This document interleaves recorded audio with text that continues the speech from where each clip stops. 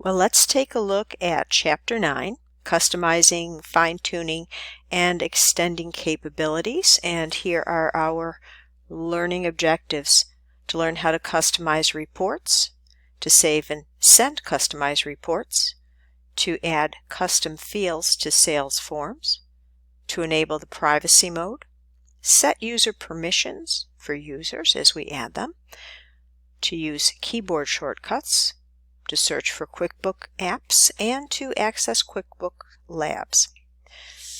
Now again, we're going to be using Craig's Design and Landscaping, and this is the test drive company. Now this video, I may try to switch between my computer screen and the book screen, and I apologize because this is technology that I'm just learning, and so I'm sorry if it appears a bit clunky and unpracticed, because it is. Okay, so Craig would like us to create some custom reports to keep them for the future. He's also concerned about security and privacy of the data that appears in QuickBooks Online. He doesn't want anybody being able to walk behind us and see what the financial balances are. He wants to be able to control which employees access, edit, and otherwise interact with the data, and he wants to know about QuickBook apps. Okay, so the first one has to do with customizing reports. You know how to access the Reports menu. We click on the Reports tab in the navigation pane, and that gives us access to the predefined reports. And we can customize those predefined reports for our unique business needs. And that can save us time. Okay, so we go to the Reports Center, and we click the Standard tab, and what they want us to do here is to run and then customize the profit and loss report. So we choose profit and loss, we run the report for all dates, and then here's the new part, the customizing of the report. So we'll see these icons. First, we click the collapse icon, and what that does is collapse all sub-accounts into one account. So let's see if I can switch screens here to show you what happens. Okay, we're in the Craig's Design and Landscaping Services. We're going to go to the Reports tab and choose Profit and Loss. They want it run for all dates. And I believe that's the only change there. So we're going to click on Run Report. Okay, now watch what happens to job materials and labor when I click on Collapse. They collapse it under Landscaping Services. So if you want a little less detail for some folks, perhaps you're preparing something for a bank, you don't want all the details of your company's accounts shown, or perhaps for a potential investor, you can collapse and expand information. Okay, so they're asking us to collapse that. They're also asking us to sort in ascending order, which means from least to greatest in terms of amounts. And they want us to be able to add a note to the bottom of our report. So we click on Add Notes, and they want us to type in this is a preliminary report. Okay. Finally, they want us to edit the header, and we're talking about this section is the header or heading. Click on the pencil to edit, and they want us to change the name of this to Income Statement, which is the more familiar term for us, as after having taken accounting, financial accounting. The last thing they want us to do is they want us to choose this to be on a cash basis. Okay. Now remember, on a cash basis means that your revenue and expenses really will represent the monies received and the monies paid out for that period. This is not acceptable under GAAP, but for businesses that have virtually no receivables and payables, they are allowed to use this method. So we're going to run the report. Okay, and there at the bottom we can see this is a preliminary report. At the top we see the change indicating income statement, and we see the collapsed version of those income accounts. They want us to save this customization to make it easier next month. So we'll click on Save Customization, and we're going to change the report name to Summary Income Statement / Cash Basis.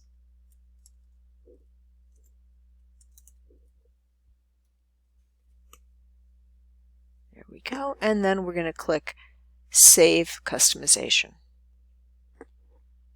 Oh, I'm sorry. Save down here. I apologize. There we go, and it indicates that the custom report was saved. And we're all set with that. Now let's see if I can go back to our book. And there we go. Okay, so we have just accomplished pages 181 and the top of 182. Now, in terms of sending reports, you can schedule customized reports to be emailed automatically to yourself, to your boss, to the shareholders, whomever you'd like, on a specific time schedule. In this example, they want us to set the email schedule to on. It's the last item. We'll take a look at that in a moment. Monthly. 1 means every month. On the 5th day, and then we enter an email address. So let's try to go back to our computer screen. There we go. So we're in the reports, we're in the income statement report, but let's click on the reports menu and then click on Custom Reports, and there's our report. We're going to go to the far right where it says Edit, and we're going to, under the email schedule, this is the last item here, we're going to switch that to on. And they want us to send this report out monthly, once every month, on the 5th day. They don't give us an option. Here we go. 5th day of the month. And there's no end to that. They want this sent to, and it says to put your email address in there, so I will put mine.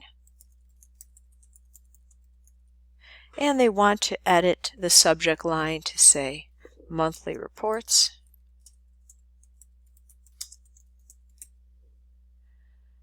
And they would like us to type the message.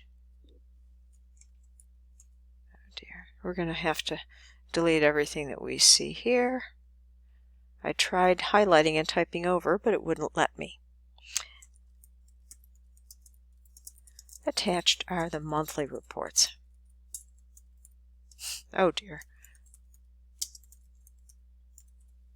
There we go. And we're going to save and close. And then let's return to our dashboard.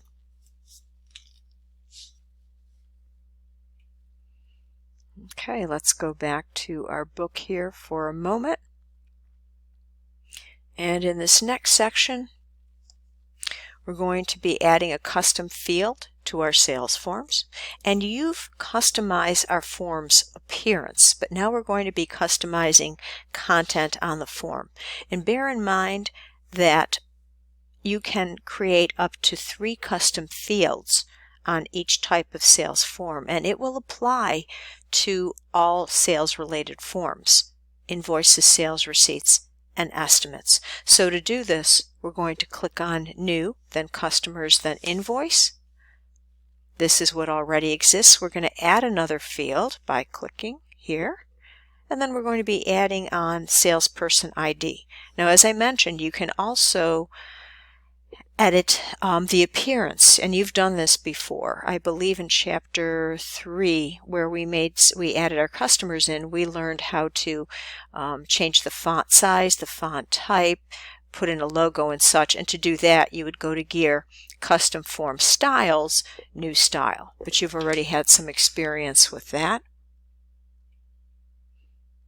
Now let's try to go to our test company. Here we are. Okay, so we're going to New, Invoice, and up in the gear, we're going to make some changes. We're going to add another field, and that field is going to be Salesperson ID. And that's all we have to do there. If you want to remove a field, you would simply remove the check mark, or click on it to remove the check mark. However, we're not going to be doing that. And then we're going to click on the close in the upper right. And there's our salesperson ID form. Let's save that. And I apologize, something's not right. I apologize. We need to just close the form out. We're not actually going to be entering anything on that form.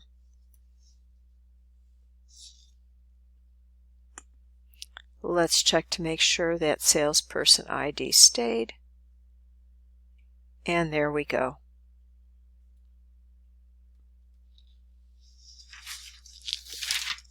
Okay, now protecting confidential information.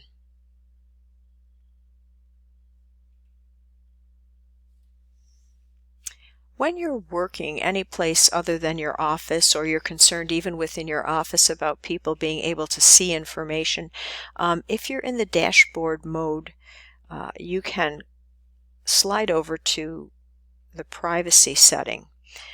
This is one of our internal controls, restricting access. It's a good practice to limit the number of people who can view and manipulate the data you enter in QuickBooks Online. One way is to switch to privacy mode when you're in the the dashboard. But remember, this only works with the dashboard. If you're on other pages, that information will still be there. So we're going to go to the dashboard and click the privacy setting to on, and then we're going to take a look at user permissions as another way to restrict access. Okay. So here we are in the dashboard, and there's the privacy setting. Notice that you've got information here about invoices, expenses, and bank accounts. When we click, there we go, you don't see that information anymore. So if you're in a coffee shop and you're looking at your company's books and you don't want anyone to see what's in your bank accounts and such, you can switch to privacy mode. I'm going to click it back, and everything again appears.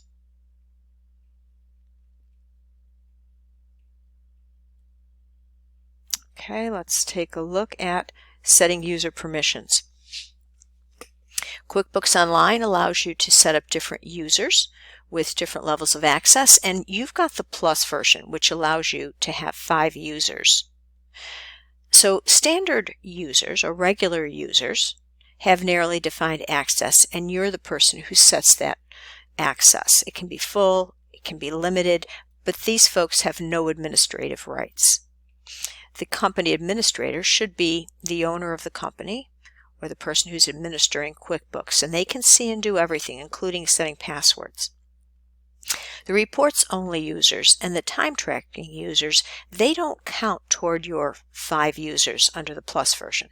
So they're allowed to view reports, they're allowed to enter their time, and of course there's your accountant. Your accountant doesn't have full administrative rights because they're not going to be able to change passwords and such, but they will have full access to the data within QuickBooks.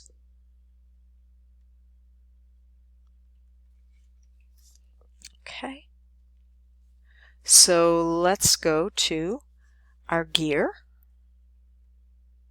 your company, and manage users. Okay. Now we're going to click on Add User. This screen wasn't available apparently when the book was being published, but it is available to us now. So there's the standard user area. These folks, you can give them full access or limited access, your choice. There's for the company administrator. They can see and do everything, including sending money, changing passwords, etc. And then these are the two that don't count toward your limits. Folks that are only allowed to see reports and folks that are simply tracking their time. We're going to stay with standard user. And they describe on the right the levels of access based on the radio button that you click on. We're going to click on limited access, and we want just customers because this deals with the person who's going to be handling customers. So this allows entering estimates, entering charges, creating and deleting statements, etc. Clicking on Next.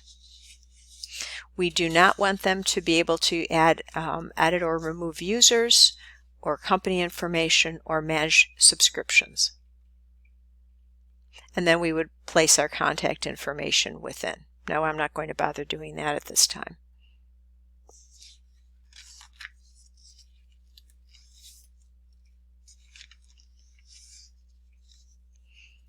Keyboard shortcuts. This is always a question on the QuickBooks user exam. If you are a Windows user, it would be Control-Alt ? And this screen pops up with all your shortcuts. If you're a Mac user, it's Command, Option, and ?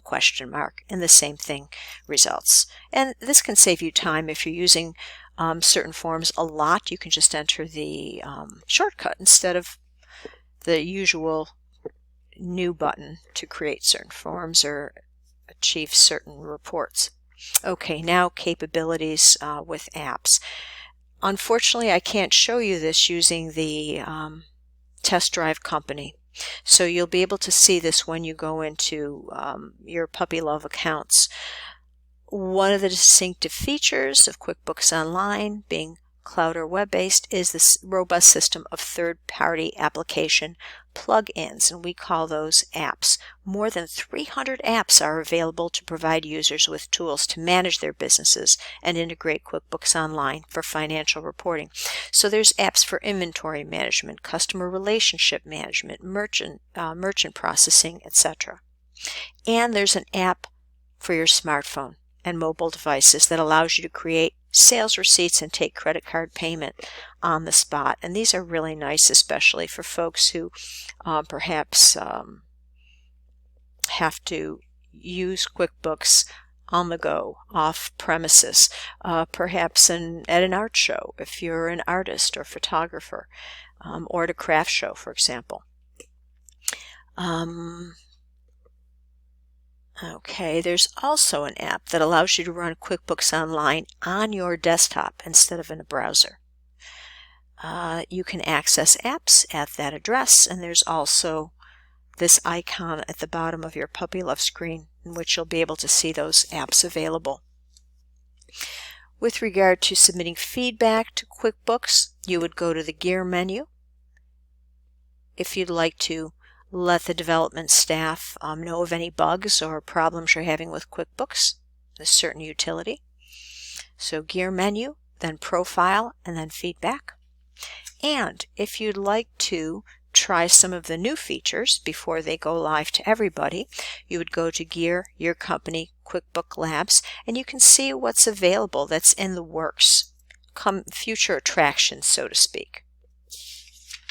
And there are some tackle the tasks that you can perform to practice some of the skills before you go on to the reinforce and apply your skills homework assignments. And that's the end of our video.